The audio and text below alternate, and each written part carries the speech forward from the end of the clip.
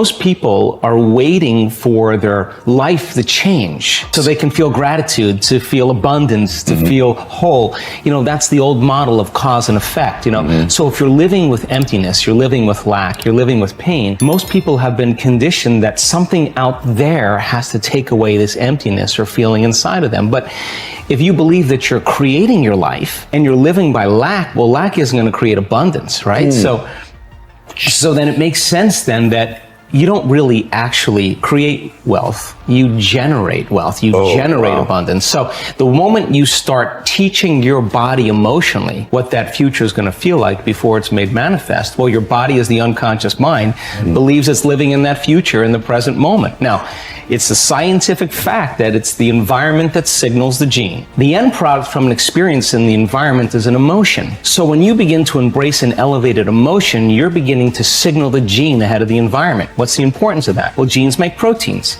and proteins are responsible for the structure and the function of your body. And the expression of proteins is the expression of life. So by you creating an elevated emotion and teaching your body what that future will feel like before it's made manifest, your body's starting to live in that future reality in the present moment. Now, here's the key. If you were able to become familiar with gratitude, become familiar with wholeness, become familiar with abundance, to become familiar with freedom, and you're able to generate those chemicals every single day, more than likely you would be walking around feeling like your future has already happened, and you would no longer be looking for it to happen.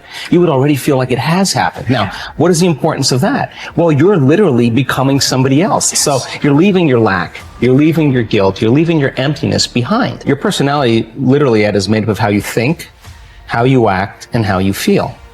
And how you think, how you act, and how you feel is your personality, and your personality is intimately connected to your personal reality, your life. So then if you want to change your life, your personal reality, you got to change your personality. And here we go again. You got to start becoming conscious of your unconscious thoughts. You got to start noticing how you act, how you speak. You got to pay attention to how you're feeling. Some people would live in guilt their whole entire life and don't even know it's guilt because at least it feels like them. So then when you start doing that, you begin to objectify your subjective self. So then when you begin to make small changes, back to thought, a new thought should lead to a new choice. A new choice should lead to a new behavior. A new behavior should create a new experience, and a new experience should create a new emotion. Yes. And that new emotion is teaching your body chemically to understand what your mind has intellectually understood. Now your body is embodying the truth. I believe in human possibility, human potential, and I think that one of our biggest limiting beliefs is the belief of how limited we really are. And so my interest is to give people the science to begin to understand how powerful they really are. And I think that science really is the language that does that really well. And the new sciences like quantum physics and neuroplasticity, neuroscience, neuroendocrinology, psychoneuroimmunology, the mind-body connection, epigenetics, all of those sciences point the finger at possibilities. So I want to create a language for people from a philosophical or theoretical standpoint for them to begin to understand what's possible. But then I want to be able to have those people begin to wire that information in their brain completely, because learning is making new connections, right, in the brain. But remembering is maintaining and sustaining those connections. And it's so much easier to lose our vision than to remember it, right? So then we have to begin to hardwire the brain or install the neurological hardware in preparation for an experience. So the more people understand what they're doing and why, then the how gets easier. So I want to then set up the conditions in an environment, in a workshop where people can begin to apply or personalize what they learn so that they can have an experience. An experience then further enriches the brain. But the prize of an experience is an emotion. And once you start feeling unlimited, once you start feeling abundant, once you start feeling worthy, now you're teaching your body chemically to understand what your mind has intellectually understood. So knowledge is for the mind and experiences for the body, and people begin to embody the truth of that philosophy. Now, if they can repeat it over and over again, it'll become innate in them. It'll become natural, second nature. It'll become easy. They'll begin to master that philosophy. So I want people to begin to understand that thoughts are very powerful. Feelings drive our thoughts, and that they can begin to create a better life for themselves once they understand some of these principles. Your capability is constant. but how much of it you use depends upon the identity you have for yourself. For example, if you feel certain that you are an outgoing, outrageous person, you'll tap the resources of behavior that match your identity. Whether you see yourself as a wimp or a wild man, a winner or a wallflower, will instantly shape which capabilities you access. You may have read the book Pygmalion in the classroom, which details the dramatic change in students' performance when they become convinced that they are gifted. Time and again, researchers have shown that students' capabilities are powerfully impacted by the identities they develop for themselves as the result of teachers' belief in their level of intelligence. In one study, a group of teachers were told that certain students in their classes were truly gifted and to make sure that they challenged them to continue to expand. As can be expected, these children became the top achievers in their class. What makes this study significant is that these students had not actually demonstrated higher levels of intelligence. And in fact, some had previously been labeled poor students. Yet it was their sense of certainty that they were superior, which had been instilled by a teacher's false belief, that triggered their success. The impact of this principle is not limited to students. The kind of person other people perceive you to be controls their responses to you. Often this has nothing to do with your true character.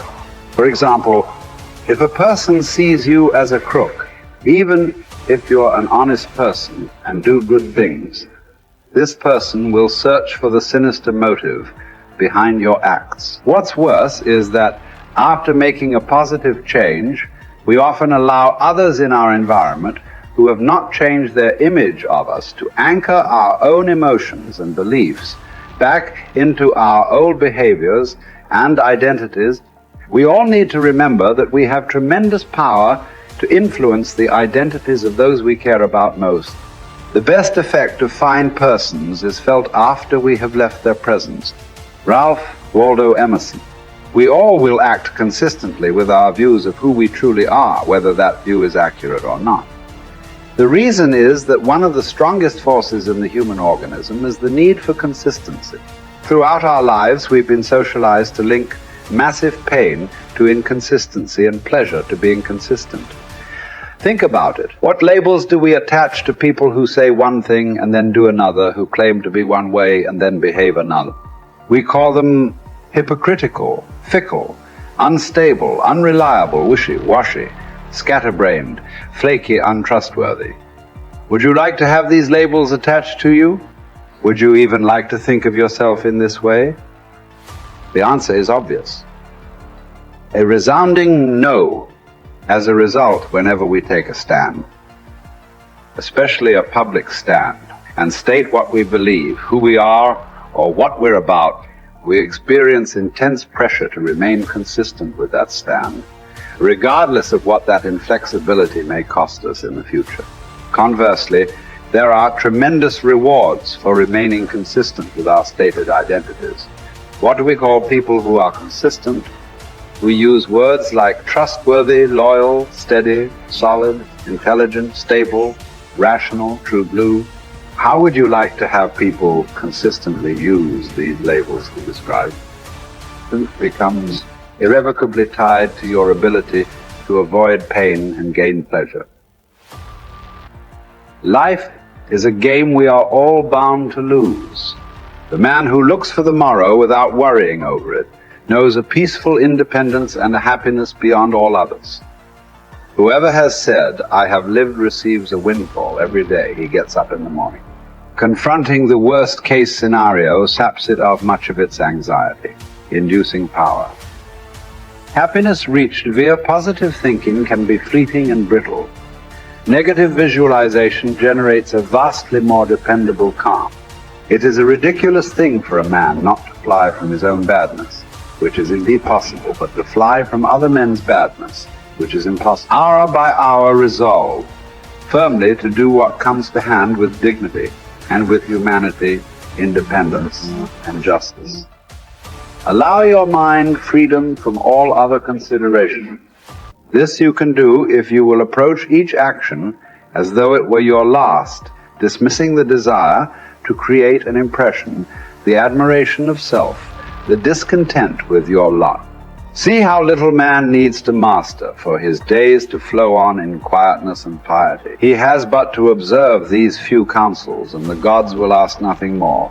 When force of circumstance upsets your equanimity, lose no time in recovering your self-control, and do not remain out of tune longer than you can help. Habitual recurrence to the harmony will increase your mastery of it. If you apply yourself to study, you will avoid all boredom with life. You will not long for night because you are sick of daylight. You will be neither a burden to yourself nor useless to others. You will attract many to become your friends, and the finest people will flock about you. Life is neither a glorious highlight reel nor a monstrous tragedy. Every day is a good day to live and a good day to die. Every day is also an apt time to learn and express joy and love for the entire natural world. Each day is an apt time to make contact with other people and express empathy for the entire world. Each day is perfect to accept with indifference all aspects of being. Perhaps struggle is all we have because the God of history is an atheist and nothing about his world is meant to be. So you must wake up every morning knowing that no promise is unbreakable, least of all the promises of waking up at all. This is not despair. These are the preferences of universe itself. Verbs over nouns, actions over states, struggle over hope. And here are two of the most immediately useful thoughts you will dip into. First, that things cannot touch the mind. They are external and inert. Anxieties can only come from your internal judgment. Second, that all these things you see will change almost as you look at them, and then will be no more. Constantly bring to mind all that you yourself have already seen change. The universe is change. Life is judgment. Each of us is impermanent wave of energy folded into the infinite cosmic order. Acknowledgement of the fundamental impermanence of ourselves unchains us from the strictures of living a terrestrial life stuck like a needle, vacillating between the magnetic pull of endless desire and the terror of death. Once we achieve freedom from any craving and all desires, and we are relieved of all titanic fears, we release ourselves from living in perpetual distress. Once we rid ourselves from any impulse to exist, we discover our true place in the universal order.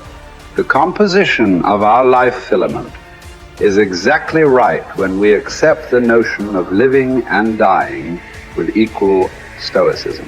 You have the power to strip away many superfluous troubles located wholly in your judgment, and to possess a large room for yourself, embracing in thought the whole cosmos, to consider everlasting time, to think of the rapid change in the parts of each thing, of how short it is from birth until dissolution, and how the void before birth and that after dissolution are equally